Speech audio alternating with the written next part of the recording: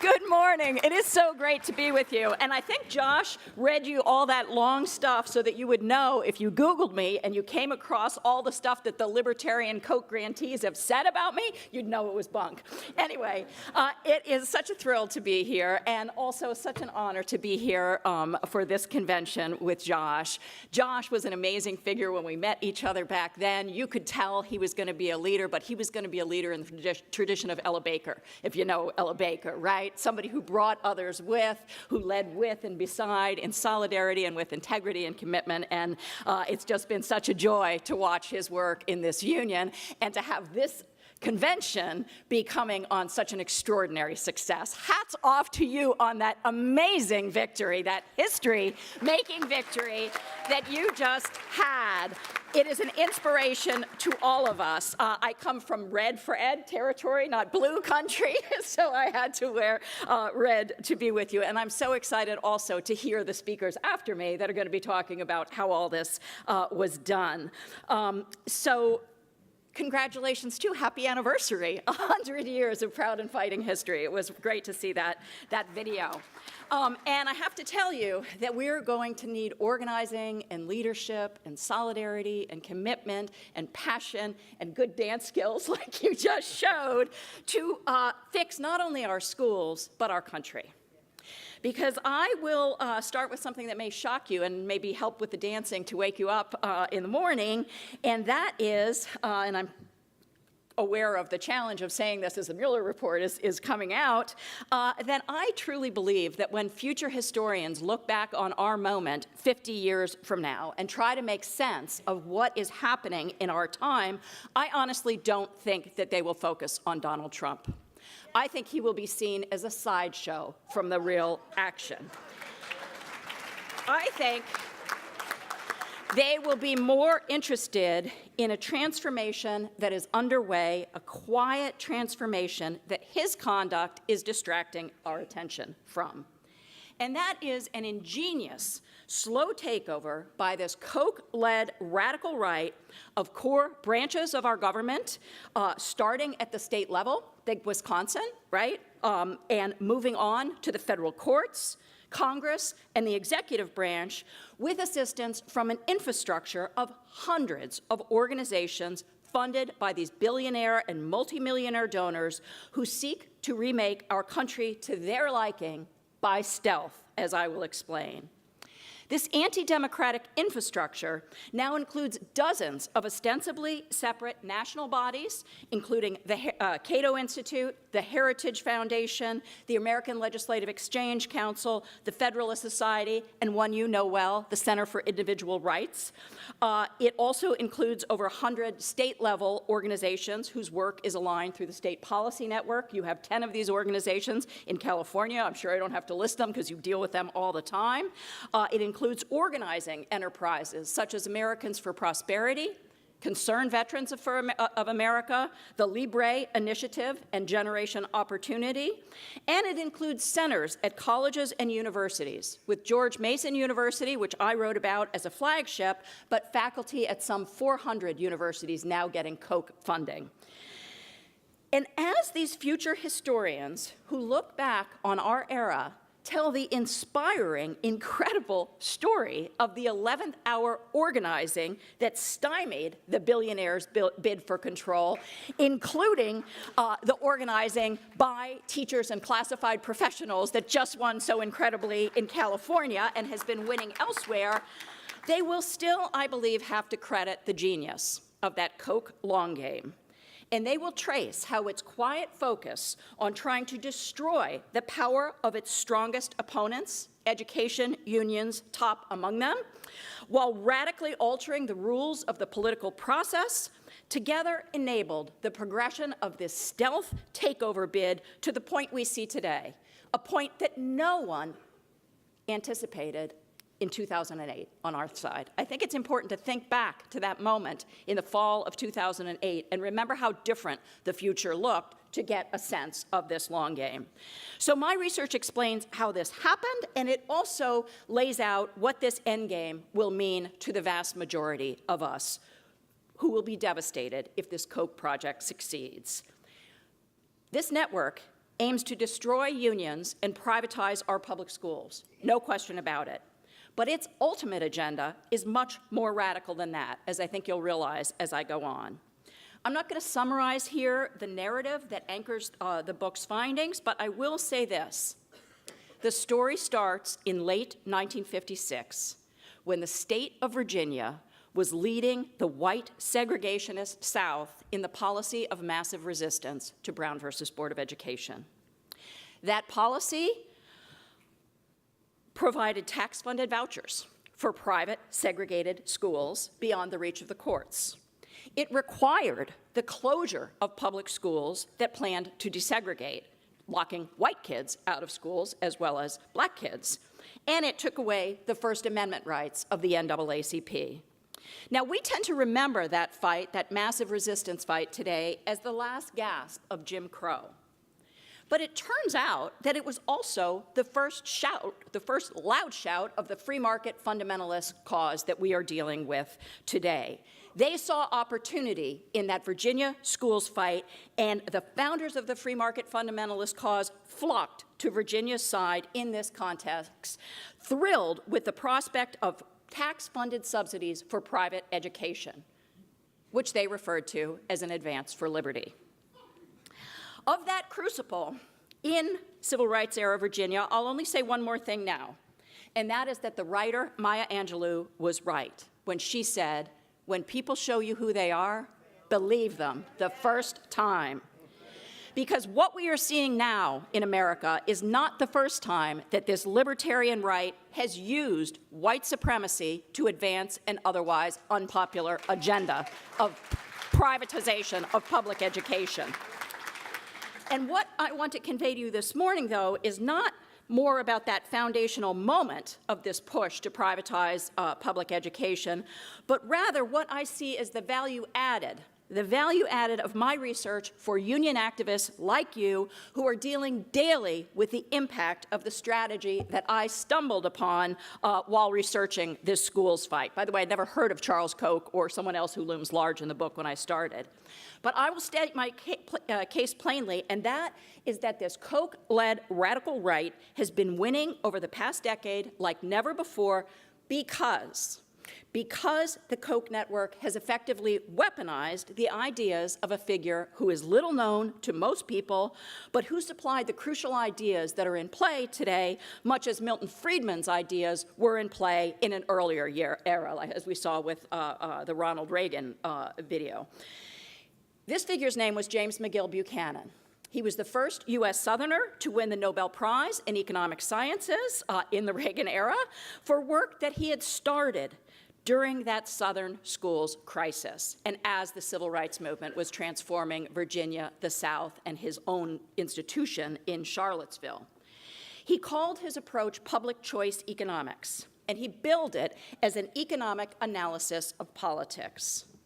Its real mission was to discredit government and collective action so that there would be no trusted alternative to rule by the market.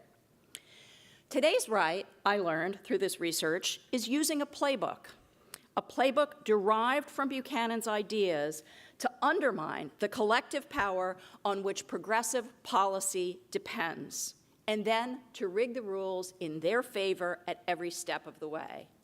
As Charles Koch himself put it to the latest donor summit this spring, he said, "We've made more progress together over the last 5 years than I was able to make over the previous 50. By following these ideas from their origins in civil rights era Virginia to the present, I think we gain at least 3 important resources for the kind of struggle that you and we are facing. First, I think we gain a deep understanding of the Koch network's operational strategy, including how that strategy might be blunted.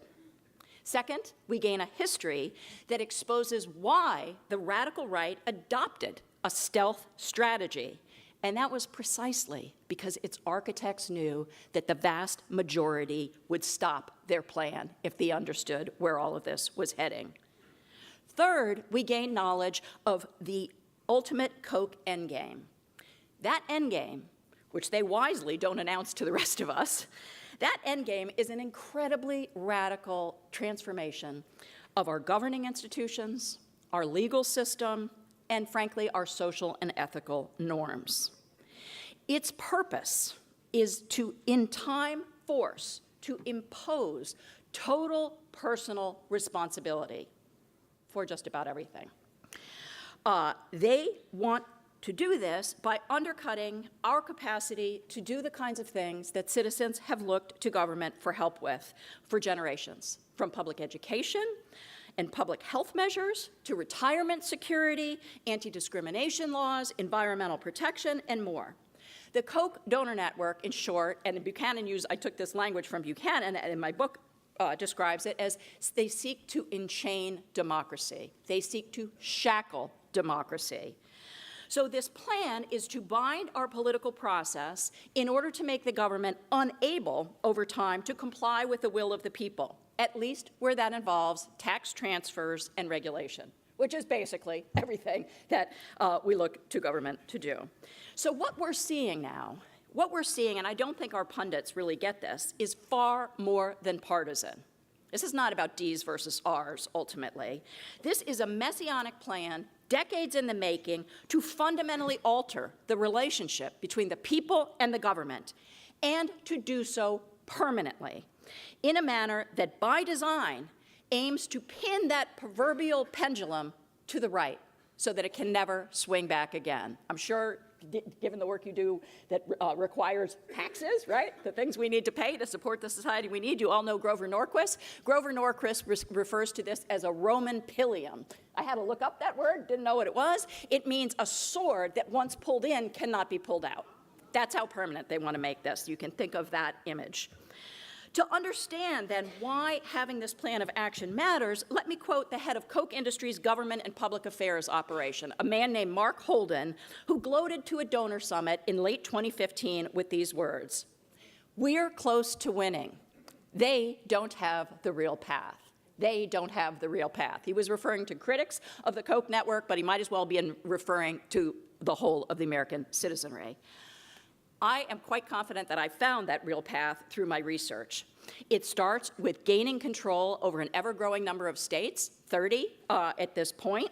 It then moves through those state legislatures to alter the rules of the political process in each one in a manner that can ultimately choke progressive national policy, too. And I can say I come here from North Carolina, where I witnessed this front up, because we are a state that had before been a beacon to the South, right, of what public investment and a kind of moderate progressivism could do. Now we're competing with Mississippi and Alabama, for which state will do more to less for the people and more to suppress the vote.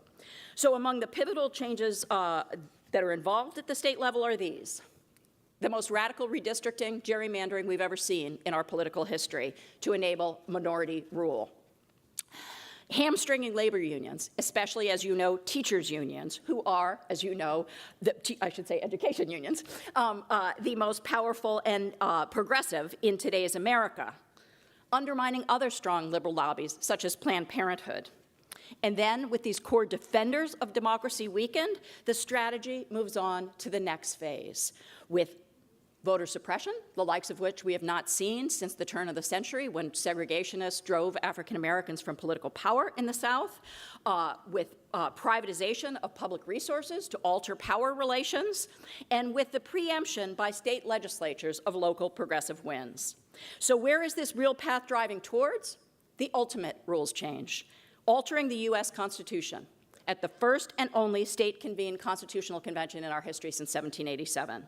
The goal is to amend the Constitution in a manner that would curtail most of what progressive social movements have accomplished, not just since the 1960s, not just since the 1930s, but actually going all the way back to the 1910s. This may sound exaggerated, impossible, crazy even. I think that's why Josh read all that long stuff out, to make you think I'm not nuts. And believe me, there were times when I was researching this when I thought I must be nuts, because it is so audacious, so crazy, and so radical you wouldn't think it could be done. But we have let inequality in our society develop to such a point that it is possible and it is happening. And bear with me, because the evidence shows it's happening as we meet. In fact, just this week, Wisconsin's outgoing governor, Scott Walker, was named honorary chairman of one of the organizations pushing for such a constitutional convention. And consider this: While the eyes of journalists and citizens have been focused almost exclusively on Washington and lately overwhelmingly on the man I've come to think about as the distractor-in-chief, organizations and elected officials funded by Charles Koch and his donor network, with ALEC in the lead, have been quietly lining up the authorizations needed to call such a convention. They now have the backing of 28 of the 34 states needed. That means they need 6 more. And there are 5 Republican-dominated states that haven't authorized. But we wouldn't be from, never mind. Minnesota pulled one out of their camp. Okay, little background here, quick background. Article 5 of the U.S. Constitution provides 2 routes to amendment. Through Congress, as we know, there's 27 amendments in the Constitution that went through that process, or through a convention convened by 2/3 of the states. This approach has never been tried before because it is so radical. It would, by definition, be a runaway convention, and we should be aware that the right has 11 liberty amendments, as they call them, queued up and ready to go. So what kind of a country would this libertarian dream constitution create? James Buchanan was very plain and clear about this. It would look a lot like America in 1900, a place where workers had no legal right to organize for collective voice and power, a place where corporations were free of democratic accountability, whether for consumer protection, discrimination, or pollution, a place of mass voter suppression, and a place, needless to say, with no Social Security, Medicaid, or Medicare, and more. This vision is so reactionary that, as Common Cause has warned, it seeks to roll back the 20th century. But here we hit another puzzle, that not even the voters who have been so loyal to the current president would want to live in a world like this, right? So how exactly could the Koch-led right carry out this kind of transformation in a functioning democracy? I think that's where my research findings bring something new to the table. The operational strategy that Koch and his field generals have come up with to surmount this rather large obstacle, I learned, depends on stealth. It proceeds through a series of what Koch himself calls interrelated plays, incremental changes that build on one another in a cumulative manner, so that this cause never has to inform the people of the true end game, or even be honest about the purpose of each play that moves the overall project closer to its destination. Koch himself puts it this way. Another image to stay with you. I often think of what we do as stonemasonry. Once a stone has been carefully selected and set, it shapes a new space in which the mason can set yet another well-chosen stone. Each stone is different, but they all fit together to create a framework that is mutually reinforcing. A case in point, Governor Scott Walker's Act 10, the perfect first stone, dishonestly framed as a budget repair bill. Other deliberate misinformation, climate science denial, the myth of mass voter fraud, etc. Why stealth? This is the single most important finding of my book, because these people know from repeated historical experience that the majority would never knowingly support their true vision. Ronald Reagan was a disappointment to them, to give you a sense of how radical they were. George W. Bush was a disappointment. That is why they have turned to this strategy. As Koch himself said when he launched this effort in earnest, and I quote, "Since we are greatly outnumbered, the failure to use our superior technology ensures failure." When he says technology, he's speaking of ideas, the kind of ideas that could enable a breakthrough for this cause. I found through my research that he found that technology in the school of thought developed by James Buchanan, a way of thinking that is pervasive on the right now. You can hear crude versions on radio talk radio, but even as it's barely known on the left. One of Buchanan's greatest gifts to the right was this advice.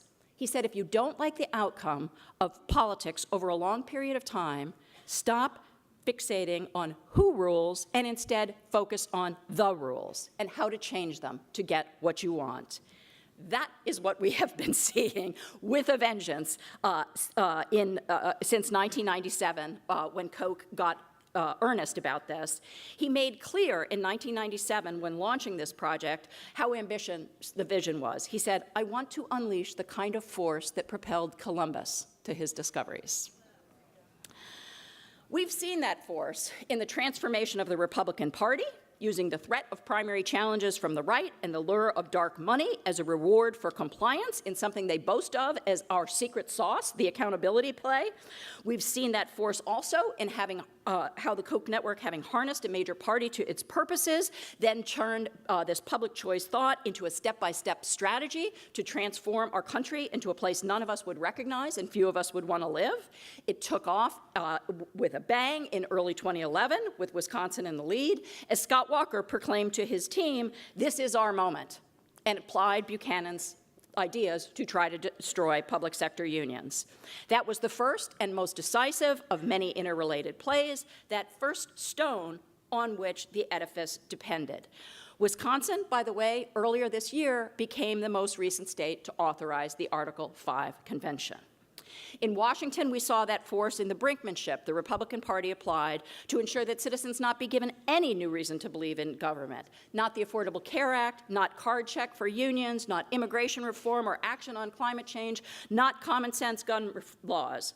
And now, lo and behold, since the inauguration of Donald Trump, the Koch wish list is being granted with epic speed on almost every front. As we watch the president's tweets, they push the agenda through. One administration official gloated just last week at a meeting with oil and gas corporations about drilling in the Atlantic, quote, "One of the things I have found absolutely thrilling in working for this administration is that the president has a knack for keeping the attention of the media and the public focused elsewhere while we do all the work that needs to be done on the behalf of the American people," he said, but I think you know who his real base is. So, what does all of this mean for union activists like you? If we have this Koch battle plan, if we know where all this is coming from, if we understand the true end game, what are the action implications? I want to just highlight a few in closing because we're not going to let them win, right? When I watched you doing those dance steps from the strike, I turned to Josh and it's like, there's no way the Kochs are winning. They are not going to win because we have the majority and there is so many resources and so much talent on our side. But I will say a few lessons I think we can take from knowing what the other side is up to. One lesson I think we can take is that taking stands on single issues, even if they're big single issues like jobs or health care, is not going to work as it once did, because this cause has transformed our political system so dramatically. From that follows another, that democracy itself must become a focus, a key focus of every progressive cause's work, ideally every union's work, as must alerting the public to the profound danger we face. And again, not just from Donald Trump. A public health nurse who wrote to me after she read the book, she said, "I see now this presidency is the tumor, not the cancer." The cancer that led to this acute crisis is the chronic problems that have allowed the Koch project to get as far as it has. The escalating and unmatched inequality in American society, the role of money, corporate money in politics, the obstacles to voter participation, the gerrymandering that lets elected officials choose their voters, the radical change in legal rules and Supreme Court rulings, and more. And as a historian who has studied the Koch plan and a specialist in the history of social movements who's thought long and hard about all this, I truly believe that the only lasting way out of this deep crisis is deep reform of the rules of government. Reform to stop the flow of corporate money to candidates, to bring more voters into participation, to have candidates that excite the voters, to rebuild countervailing power, ultimately, to the sway of extreme wealth like that of the Koch network, and above all, union power. Thank you. As some activists are putting it, we need to get to work on democracy beyond elections. year-round enhanced organization and representation of the people. I read about how you had that 10-for-1 rule of trying to have one organizer for every 10 people in your workplaces, you know, in preparation for this strike. That's the kind of organizing we need to turn this country around. Because we need to unrig the law, including the tax laws that are starving our public schools and institutions of the revenue they desperately need to serve their children, students, and communities. So here, though, is the kind of fun irony that history is full of. I think of history as kind of an antidepressant, at least studying social movements. Because in trying to take away the shared toolkit of essentially everyone in this society across the spectrum, certainly of progressive politics, one that we have all taken so much for granted as not to think about it, the Koch-led right might have done for the rest of us, and particularly for progressive folks, what we have been so unable to do for ourselves, to make us realize how much we actually have in common, how many values we share, how many needs and visions we share, and how deeply we need one another to preserve those shared values and victories, and in fact, to save our planet. That is happening now. People are getting it. So I end, in fact, with hope, even though I'm sure I've scared you a little bit in the morning, made you wish you didn't have any coffee because now you're like this. But I can tell you that for almost 2 years now, I've been on the road talking with all kinds of audience around the country about this existential threat to democracy. And I have been just awed everywhere I go by the breadth of a growing recognition that we are at a pivotal moment in our history, a moment like the 1860s or the 1930s, a moment that is an all-hands-on-deck emergency for the future of democracy.